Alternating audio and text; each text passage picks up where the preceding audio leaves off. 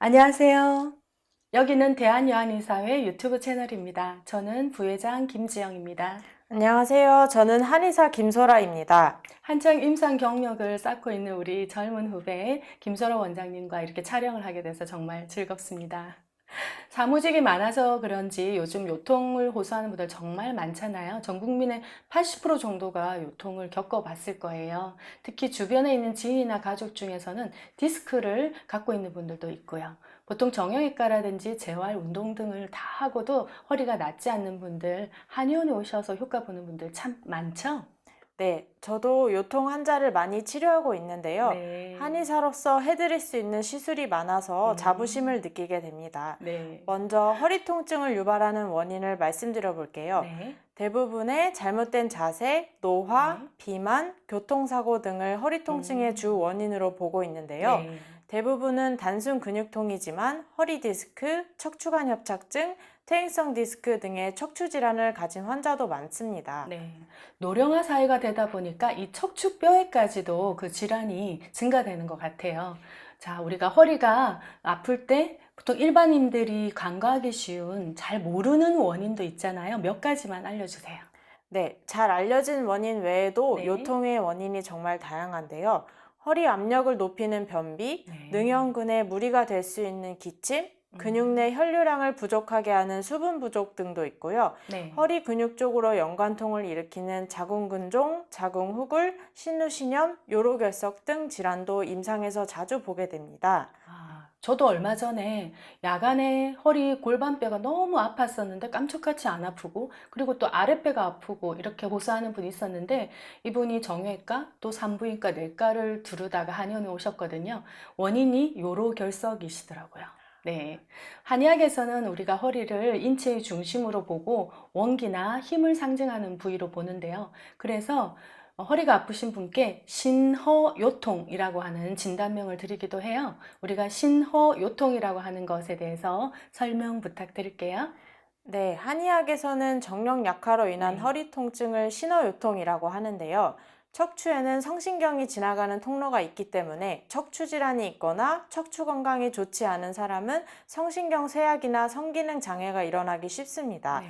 반대로 성기능이 떨어지는 경우 쉽게 말해서 정력이 떨어져도 허리에 병이 걸릴 수가 있습니다. 앉았다가 일어날 때, 또 오래 서 있을 때, 아침에 자고 일어날 때 허리가 은근히 아픈 것이 음, 신호요통의 주요 증상입니다. 네. 노화와 함께 오는 신허요통, 이거는 어떻게 진단할 수 있고 그 치료 방향은 어떤지 설명해 주세요. 네, 신호요통의 가장 큰 문제는 엑스레이, 음, MRI와 같은 영상 장비로 검사해서 이상 유무를 판독할 수가 없어서 네. 병을 방치하다 통증이 음, 만성화되거나 허리 디스크로 발전할 수가 있습니다. 그래서 신호요통은 장비로 진단하기보다는 신장맥이 약해지거나 허리가 은근히 오랜 시간 아프고 정력이 약해진 경우인지를 판단해서 종합 진단하게 됩니다. 네네. 신호요통의 치료는 숙지 양근탕을 써서 허리에 S라인을 지탱해주는 척추 지지 근육의 피로를 풀어주고 혈액순환을 왕성하게 해주고 신기운을 북돋아주는 근본적인 한약 치료를 합니다. 네, 다음으로 일반인들이 흔히 알고 있는 허리 디스크에 대해서 한번 알아볼게요. 허리 디스크에 걸렸다고 하는 분 정말 주변에 많이 보는데 한두 가지 증상만 가지고 내가 허리 디스크 환자가 됐구나 라고 말해서는 안 될 것 같아요. 하지만 초기에 병을 키우지 않고 진단하는 것도 정말 중요하잖아요. 보통 디스크 초기에 나타나는 증상과 그리고 그 점검해 보는 방법 좀 알려주시겠어요? 초기에는 평소에 거의 아프지 않았는데 네. 아침에 자고 일어날 때 유난히 허리가 아플 수 음, 있어요. 또 네. 근육을 쓰지도 않았고 수면이라는 휴식을 취했을 뿐인데요. 음. 이런 경우는 자는 동안에 허리 근육이 이완돼서 요추 추간판을 견고히 잡아주지 못하는 경우, 네. 또 나쁜 수면 자세로 추간판이 평소보다 더 밀려 나왔다고 음. 볼 수 있고, 이 밀려 나온 디스크에 의해서 자극을 받은 신경은 골반, 허벅지, 종아리까지 저리게 만듭니다. 네. 이제 스스로 허리 디스크를 점검해 보시려면 네. 첫 번째 SLR 테스트로 체크해 볼 수 있는데요. 음. 먼저 천장을 본 상태에서 누워서 한쪽 다리를 똑바로 올려볼 때 제대로 수행하기 힘들거나 힘겹게 음. 다리를 올리더라도 통증이 극심할 때가 있고요. 네. 또 둘째, 서 있을 때 허리를 숙일 경우 통증이 극심하거나 제대로 숙여지지 않을 때, 세 번째, 발 뒤꿈치로만 걸을 때 허리 골반 부위에 통증이 나타날 때입니다. 네. 우리가 보통 잠을 자는 동안에 허리 근육의 피로도 풀리고 심신이 개선이 되는데 이렇게 허리는 잘못된 잠자리 환경이라든지 수면 자세가 오히려 나쁠 수가 있잖아요. 네. 어떤 수면 자세를 추천해야 될까요? 허리 질환 예방을 위해서는 반듯한 자세로 누워서 수면을 취하는 것이 중요합니다. 네. 옆으로 자는 자세, 웅크리고 자는 자세, 엎드려 자는 자세 등은 허리 주변 근육과 인대를 비틀게 되고 척추에는 많은 하중을 주거나 척추를 역C자형으로 만들어서 네. 허리에 많은 부담을 주게 됩니다. 네네. 바른 자세를 취해서 근육에 무리를 주지 않으면 튼튼한 보호복을 입은 것과 같아서 디스크까지 충격이 가지 않을 수 있겠습니다. 다음은 만성 허리 통증에 대해서 한번 알아볼게요. 우리가 보통 3주 이상 낫지 않고 오래 가면 만성이라고도 할 수 있는데요. 이렇게 만성적인 허리 통증은 특히 한의원에서 도움을 많이 받을 수 있는 것 같아요. 어떤 치료법들이 있나요? 맞습니다. 한의원에서 큰 도움을 받으신다고 감사해야 하십니다. 네. 실제로 심한 디스크나 척추협착증, 퇴행성 척추를 가진 분도 무리 없이 일상생활이 가능한 수준까지 나아지는 경우를 보았고, 네. 치료 전후 MRI 검사로도 변화를 확인하는 경우도 많아서 수술만이 정답이 아니라는 생각을 하게 됩니다. 네. 한의원에서는 고농도의 봉침 치료, 네. 침 치료, 매선침 치료, 한약 등으로 적극적인 치료가 이루어지고 있고요. 한의원에서 사실 약침 치료는 굉장히 보편적인 치료거든요. 받으시는 분도 정말 많을 텐데 이렇게 확신을 가지면서 받으실 수 있게 우리 약침의 내용이라든지 또 그 기전 같은 거 좀 설명해 드릴게요. 네. 약침은 증류된 상태의 한약액을 경혈점에 투입해서 약물의 효과랑 침의 효과를 동시에 내는 한방 치료인데요. 네. 논문과 여러 연구를 통해서 효과가 확인된 봉독 또는 황련해독탕, 자악어 약침이 대표적이고 네. 손상된 부위의 혈류를 원활하게 하고 면역계의 작용을 활발하게 해서 척추뼈를 둘러싸고 있는 인대, 근육 조직의 재생작용을 신속하게 일어나게 하는 원리입니다.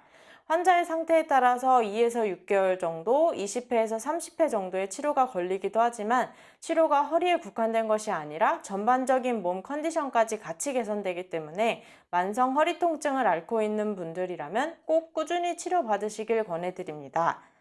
약침뿐만 아니라 우리 한약의 효과가 정말 좋은데요. 당귀수산이나 육미지황탕이 대표적인 처방이에요. 당귀수산 같은 경우는 그 허리에 근육의 어혈을 제거해주고 혈액을 맑게 해서 통증 저림을 완화하는 효과가 있고, 육미쥐황탕 같은 경우는 기력이 많이 부족하고 허리가 뻣뻣하면서 굽고 다리 힘이 없는 경우에 드시게 하면 보통 활력이 생기게 됩니다. 최근에는 추나요법이 연간 20회 정도 의료보험 적용이 돼서 정말 인기를 끌고 있잖아요. 우리 원장님도 추나요법 정말 잘하시잖아요.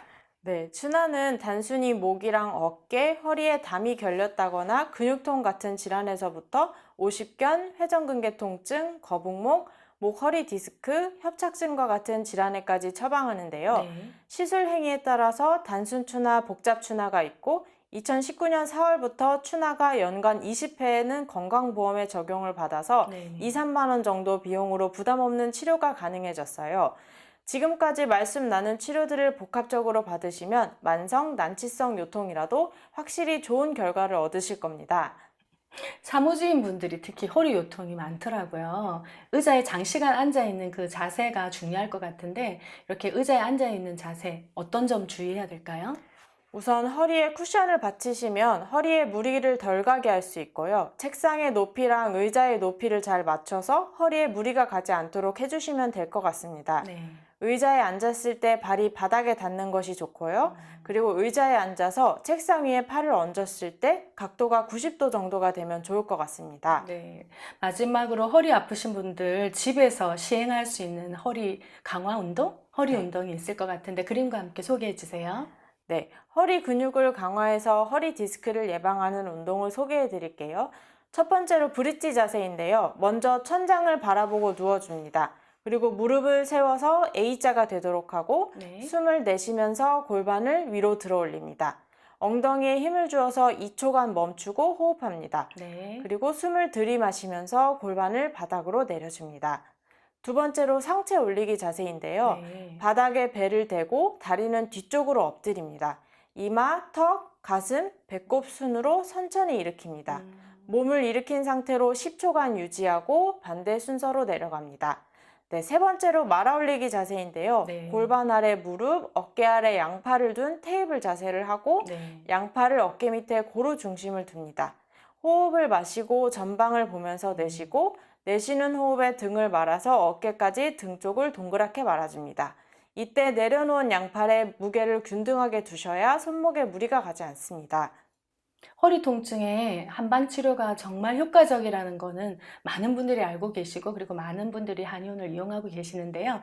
정말 흔한 질환이라서 오늘 유튜브로 얘기를 나눠봤습니다. 일상생활에서 할 수 있는 운동법이나 관리법도 전해드리고 싶었죠. 네, 오늘 유튜브 이것으로 마치겠습니다. 구독, 좋아요 눌러주세요.